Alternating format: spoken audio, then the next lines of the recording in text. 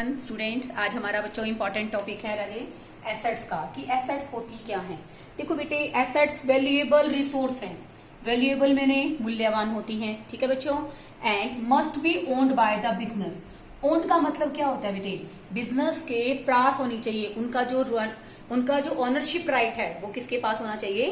Business के पास। And which are acquired at a money miserable cost, जिसको हम लोग बेसिकली क्या करें, उन एसेट्स को हम लोग मनी के रूप में मेजर कर सके कि किस एसेट की वैल्यू कितनी है। आपके पास प्लांट है तो उसकी वैल्यू कितनी है, अगर आपके पास स्टॉक है तो उसकी वैल्यू कितनी है, आपके पास अगर लैंड एंड बिल्डिंग है तो उसकी वैल्यू कितनी है। तो एसेट्स क्या है बच्चों? एसेट्स वो चीजें होती हैं, एसेट्स क्या होता है जो वैल्यूएबल है, ओके, मूल्यवान है। दूसरी बात मैंने क्या बताई? Owned by the business, business के अधिकार के अंदर है, बिजनेस के पास उसकी ओनरशिप है। तीसरा, which are acquired at money miserable cost, जिसको हम लोग मनी की फॉर्म में मेजर कर सकते हैं। तो बच्चों ये क्या कहलाती है? Assets. There are many type of assets but according to your syllabus there are 3 type of assets. First one non current assets, second current assets और थर्ड है बच्चों नॉमिनल एसेट्स। अब बात करते हैं हम लोग नॉन करंट एसेट्स की। तो स्टूडेंट्स, नॉन करंट एसेट्स कौन सी होती हैं?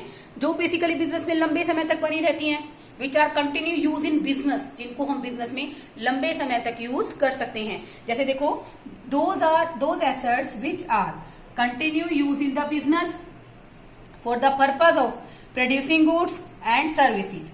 एंड एक सबसे इंपॉर्टेंट बात क्या है? Not for the sale, sale करने के लिए नहीं खरीदते। जैसे देखो बेटे, हम बिजनेस के अंदर प्रोडक्शन को इंक्रीज करने के लिए या प्रोडक्शन स्टार्ट करने के लिए क्या करते हैं? प्लांट लगाते हैं बच्चों, ठीक है। तो वो प्लांट क्यों लगाया है? कि हम गुड्स और सर्विस का क्या कर सकें? प्रोडक्शन कर सकें, गुड्स और सर्विस को क्या कर सकें? प्रोड्यूस कर सकें, नॉट फॉर द सेल। आज हम प्लांट इसलिए नहीं लगा रहे कि कल को हम लोगों जो आज के दिन जो प्लांट खरीद रहे हैं, हमारा ऑब्जेक्टिव क्या है? Producing goods and services. And another important, not for the sale. देखो बेटे, आज के दिन हमने जो प्लांट खरीदा है, हमारा ऑब्जेक्टिव क्या है कि हम उसको कंटिन्यूटी में बिजनेस के अंदर यूज करेंगे, ओके, और उससे क्या करेंगे? इनकम जनरेट करेंगे। तो बेटे, नॉन करंट एसेट्स वो एसेट्स होती हैं which are continued use in a business for a long time. और बेटा, इन नॉन करंट एसेट्स का जो दूसरा नाम है बच्चों वो है फिक्स्ड एसेट्स। हम इसको क्या कहते हैं बच्चों? फिक्स्ड एसेट्स, स्थायी संपत्तियां जो बिजनेस में लंबे समय तक यूज कर सकते हैं। वही बच्चों इसके एग्जांपल्स हैं plant and machinery, building, furniture etcetera, okay. अब बात करते हैं आगे हम लोग फिक्स एसेट। फिक्स एसेट्स ही बच्चों 2 तरह की होती हैं। फर्स्ट है बच्चों tangible assets and second one is intangible assets. अब देखो बेटा, जो फिक्स एसेट्स में टेंजिबल एसेट्स क्या होती हैं? टेंजिबल मैंने टचेबल, जिसको हम लोग टच कर सकते हैं। चलो मैं आप लाइव एग्जांपल देती हूँ। ब्लैक बोर्ड क्या है बच्चों? टेंजिबल है ना, because I can touch, okay. Have physical existence, जिनका क्या होता है? फिजिकल एग्जिस्टेंस होता है, ठीक है ना बच्चों। और विच वी कैन सी और टच, जिनको हम लोग देख भी सकते हैं और छू भी सकते हैं। और इसके एग्जांपल क्या बन गए बच्चों? कंप्यूटर हो गया, ठीक है, land and building, plant and machinery, motor vehicle, cash, bank balance, ये सब चीजें क्या है बच्चों? Tangible asset. टेंजिबल एसेट्स में बेटा 2 ही क्वालिटी का होना जरूरी है। फर्स्ट वन, जिनको हम लोग वी कैन सी और टच, जिनको हम लोग देख भी सकते हैं और छू भी सकते हैं। दूसरी बात, फिजिकल एग्जिस्टेंस। फिजिकल एग्जिस्टेंस का मतलब क्या है? कि उनका अस्तित्व होना जरूरी है, ठीक है। अब दूसरा देखो बच्चों, इनटेंजिबल एसेट। इनटेंजिबल क्या होता है? यानी कि देखो बेटे, टेंजिबल को हम लोग बोलते हैं मूर्त संपत्तियां, जिनको हम लोग क्या कर सकते हैं? बेसिकली देख सकते हैं, छू सकते हैं। इनटेंजिबल क्या हो गई? अमूर्त संपत्तियां। ये वो संपत्तियां होती हैं बच्चों जिनका कोई फिजिकल एग्जिस्टेंस नहीं होता, जिनका कोई फिजिकल एग्जिस्टेंस नहीं होता, विच वी कैन नॉट सी और टच, उनको हम लोग छू नहीं सकते, ठीक है ना, उनको हम लोग टच नहीं कर सकते, उनको हम लोग देख नहीं सकते। अब देखो बेटे, जैसे मैंने कहा कि कंप्यूटर है, कंप्यूटर को आप देख सकते हैं छू के, उसको ऑपरेट कर सकते हैं, लेकिन कंप्यूटर के अंदर जो सॉफ्टवेयर है, जो प्रोग्रामिंग कर रहा है, उसको आप लोग छूकर नहीं देख सकते, ठीक है ना। अब देखो कह रहा है ना कि कंप्यूटर सॉफ्टवेयर, किसका एग्जाम्पल हो गया बच्चों? Intangible assets. सेकेंड एग्जाम्पल हो जाएगा बच्चों गुडविल। गुडविल का स्टूडेंट्स यहाँ पर मीनिंग क्या है कि गुडविल होता क्या है? तो देखो बेटे, गुडविल का मतलब होता है बच्चों good name of the company. तो देखो बेटे, अगर एक स्कूल अच्छी सर्विसेज प्रोवाइड करेगा तो वहां पर स्टूडेंट्स जो एडमिशन्स ले रहे हैं उनकी संख्या क्या हो जाएगी, बढ़ जाएगी। ठीक है ना। अपना जो एसटी पब्लिक स्कूल है उसकी अपनी एक रेपुटेशन है जिसके कारण बच्चे वहां पर हर साल एडमिशन लेते हैं, अच्छे रिजल्ट्स आते हैं। तो बच्चों ये क्या है, गुडविल। आप केवल उस गुडविल को महसूस करके, इंफ्रास्ट्रक्चर को महसूस करके, ठीक है ना, एडमिशन ले रहे हैं तो बच्चों ये क्या होती है, गुडविल। गुडविल को आप छूकर नहीं देख सकते। Third one, patents. पेटेंट्स क्या होता है बच्चों, पेटेंट्स को हम लोग अपनी आम लैंग्वेज में बोलते हैं एकस्व अधिकार। इसका मतलब क्या होता है बच्चों, ये वो अधिकार होता है, जैसे मान लो बेटे आप कोई भी नई टेक्नोलॉजी का इन्वेंट करते हो, आप उस टेक्नोलॉजी के संबंध में गवर्नमेंट से पेटेंट राइट्स ले लेते हो कि मेरी इस टेक्नोलॉजी का यूज मेरी परमिशन के बिना कोई भी नहीं करेगा। तो जो आपने पेटेंट राइट लिया ना बच्चों, उसको ना तो आप छू सकते हो और ना ही आप उसको बेसिकली टच कर सकते हो, ना ही आप उसको देख सकते हो। ये तो सिर्फ क्या है बच्चों, एक राइट है, एक अधिकार है जिसके अंतर्गत कोई भी आपके द्वारा फ्रेम की गई इनोवेटिव टेक्नोलॉजी का यूज नहीं कर पाएगा। And last one example is copyright. Copyright क्या होता है स्टूडेंट्स, जैसे मैंने कॉपीराइट बोला, आप अपनी अकाउंटेंसी की बुक का सेकंड पेज निकालेंगे जहां पर लिखा हुआ है कॉपीराइट्स आर रिजर्व। आपकी जो बेसिकली अकाउंटेंसी की बुक है इसको पब्लिशिंग का राइट किसके पास है, आर्य पब्लिकेशंस के पास। इसका मतलब डीके गोयल जी ने अपनी बुक को प्रिंट आउट करने का राइट किसको दे रखा है बच्चों, एपीसी पब्लिकेशंस को। इसको क्या कहते हैं बच्चों, कॉपीराइट्स। तो कॉपीराइट्स का मतलब ये है बच्चों कि जिस पर्टिकुलर पब्लिकेशन को राइट दिया गया है, जैसे आपकी बच्चों इकोनॉमिक्स की बुक है, इकोनॉमिक्स की बुक के बाहर भी लिखा होगा ना वहां पे जहां पर प्राइस वगैरह डिस्क्राइब होता है कि प्राइस लिख रखा है, ये लिख रखा है, उसके ऊपर दिया था ऑल कॉपीराइट्स आर रिजर्व। उन्होंने अपनी बुक को पब्लिश करने का टीआर जैन ने राइट किसको दे रखा है, वीके पब्लिकेशंस को। तो बेटे ये कॉपीराइट्स है, इसको हम लोग केवल क्या कर सकते हैं भाई, एज ए इंटेंजिबल एसेट है ये। और नो डाउट बेटे ना तो हम इनको छू सकते हैं और ना ही हम इनको महसूस कर सकते हैं। These all are the example of intangible asset. Further हमारा जो टॉपिक है करंट एसेट्स, बच्चों those assets which we can convert into cash, जिनको हम लोग कैश में कन्वर्ट कर सकते हैं विद इन अ 1 ईयर, 1 साल के अंदर जिन एसेट्स को बेचकर हम लोग कैश में कन्वर्ट कर सकते हैं उनको हम लोग क्या कहते हैं बच्चों, करंट एसेट्स।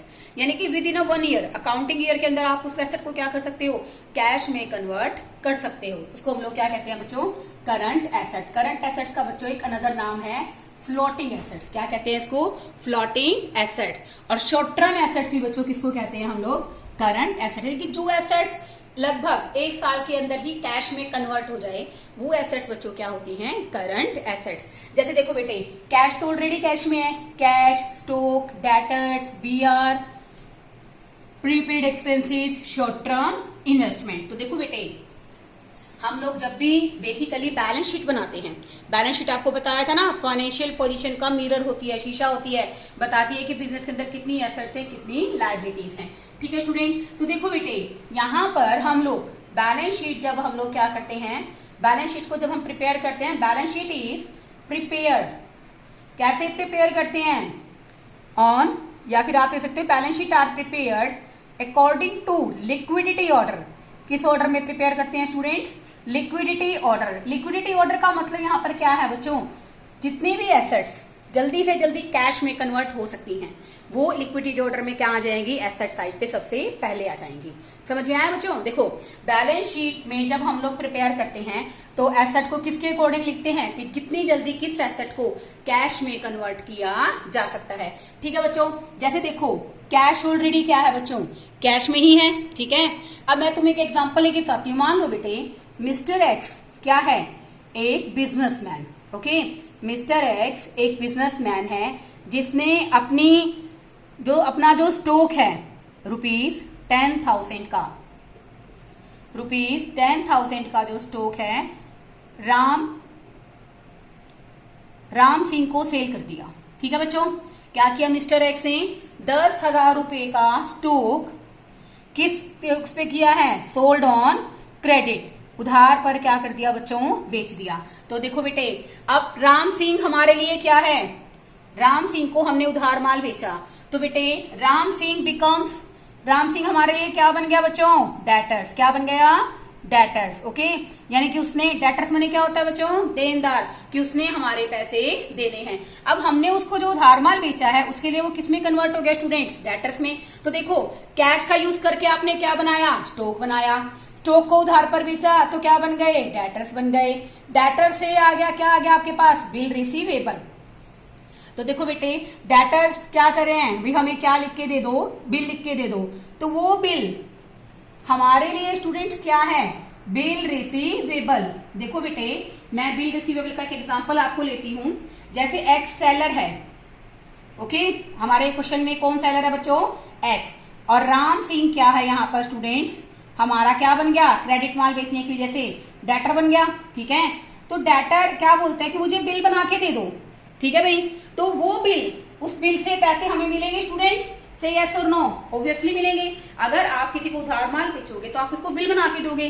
देखो मिस्टर एक्स ने राम सिंह को उधार माल बेचा, तो मिस्टर राम सिंह क्या बन गया हमारे लिए, डेटर, और डेटर्स को हमने क्या लिख के दिया, बिल। बिल के बाद वो हमें क्या कर देगा, आफ्टर 3 और 4 मंथ्स हमें क्या कर देगा, विद इन 1 ईयर वो हमें क्या कर देगा, कैश पेमेंट। तो इसका मतलब क्या है बच्चों कि हम लोग बेसिकली उन्हीं एसेट्स को क्या करते हैं, करंट एसेट्स की कैटेगरी के अंदर ऐड करते हैं, जिन्हें हम लोग विद इन 1 ईयर कैश के अंदर कन्वर्ट कर सकते हैं। जैसे मिस्टर एक्स ने उधार माल बेचा राम सिंह को, देन राम सिंह बिकम्स अवर डेटर। डेटर को हमने क्या लिख के दिया, बिल।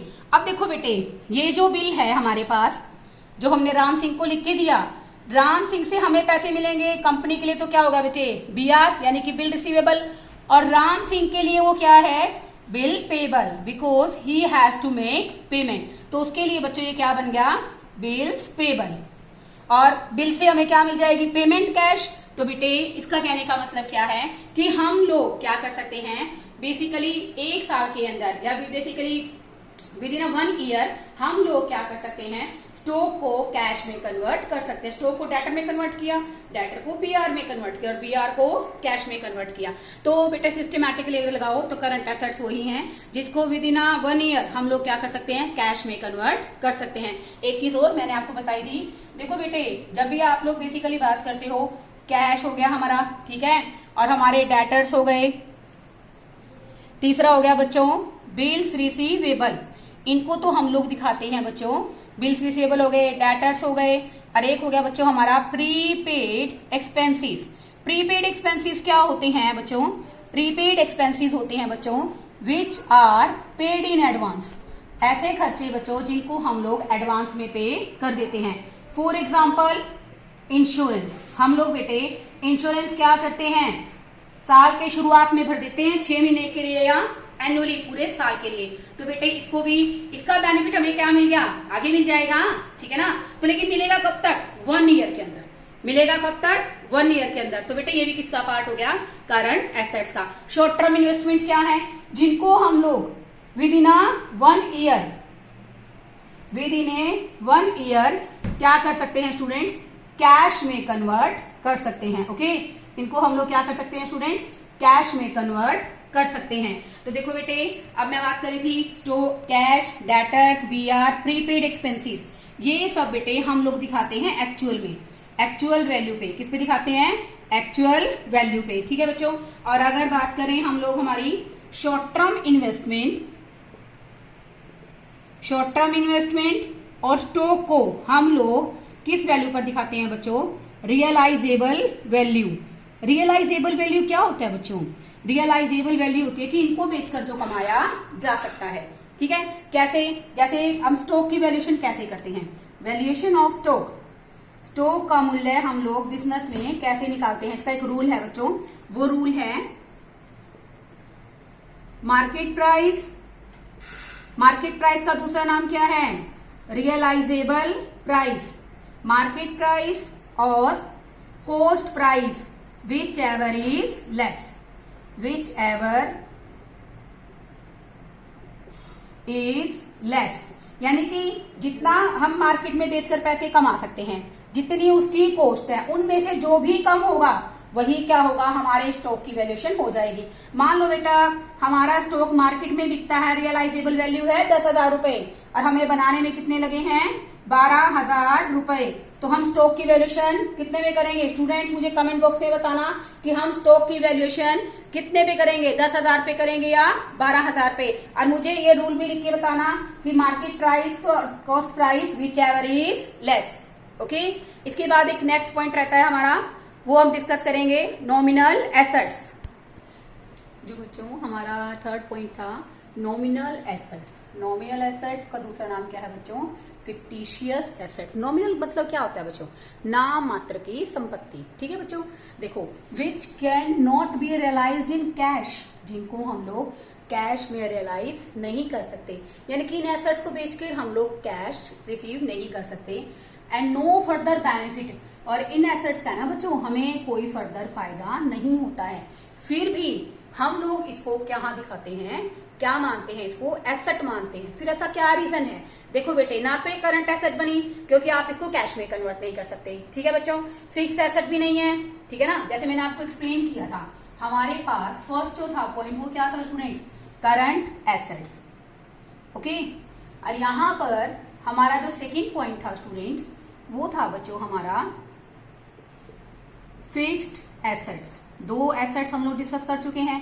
देखो बेटे, कैश में कन्वर्ट नहीं हो रही, कैश कन्वर्जन नहीं हो रहा, इसमें नहीं कर सकते ना, नॉट कन्वर्ट इनटू कैश। आपने लिखा ना कि are not converted into cash, तो इसलिए वो करंट एसेट नहीं है, ठीक है बच्चों।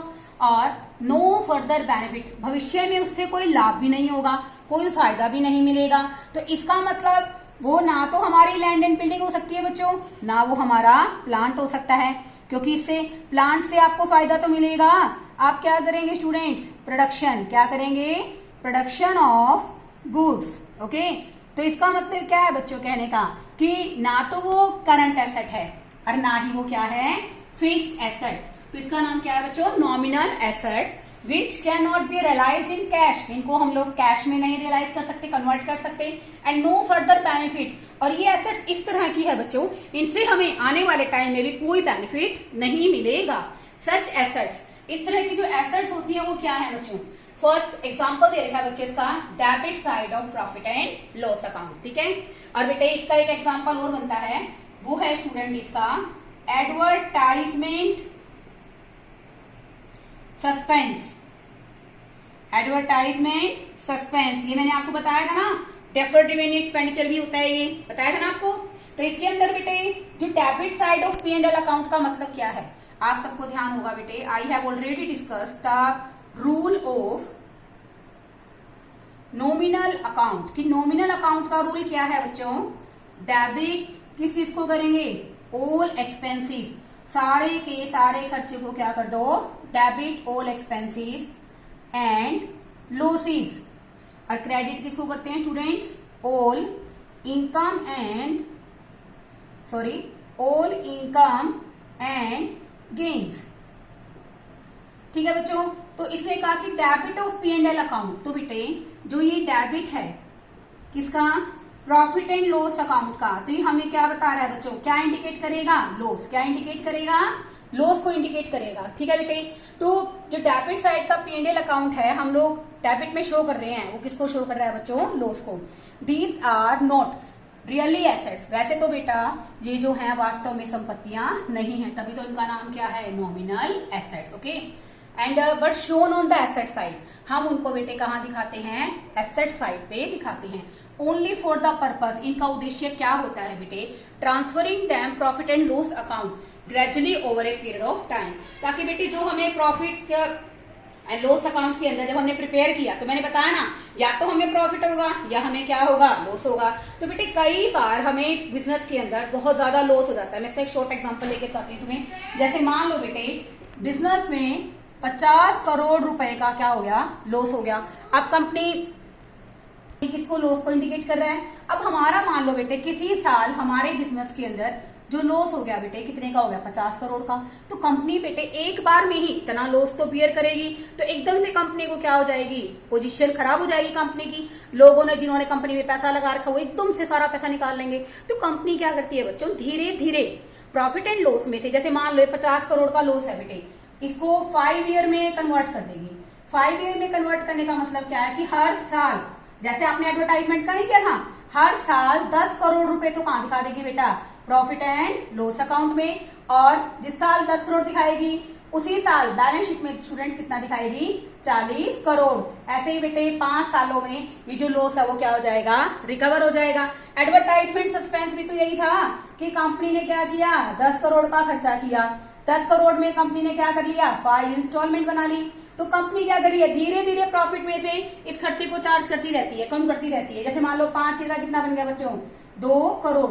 तो 2 करोड़ कहां दिखा दिया बच्चों, प्रॉफिट एंड लॉस में। और उसके बाद बाकी कितना बच जाएगा उस साल, 8 करोड़। ऐसे ही बेटे 5 सालों के अंदर कंपनी क्या करेगी, अपने इस लॉस को रिकवर कर लेगी। तो बेटे ये एसेट्स नहीं है, क्योंकि ना तो कैश में कन्वर्ट कर सकते हो बच्चों, ना इससे कोई बेनिफिट मिलेगा। ये क्या है बच्चों, एक तरह से नॉमिनल एसेट है। ओके, तो इसलिए हम इसको कहां दिखाते हैं, बेसिकली बैलेंस शीट में। समझ में आया स्टूडेंट्स?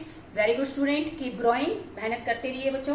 कोई भी आपको प्रॉब्लम है, जैसे मैंने यहाँ पर आपसे 2-3 क्वेश्चन पूछे हैं, कमेंट सेक्शन में मुझे इन क्वेश्चंस का जवाब दीजिए। और बेटा बहुत अच्छे ढंग से आपको एक्सप्लेन किया जा रहा है, कोई टॉपिक में प्रॉब्लम रह जाती है तो आप मुझे कमेंट बॉक्स में बता सकते हैं। Thank you students.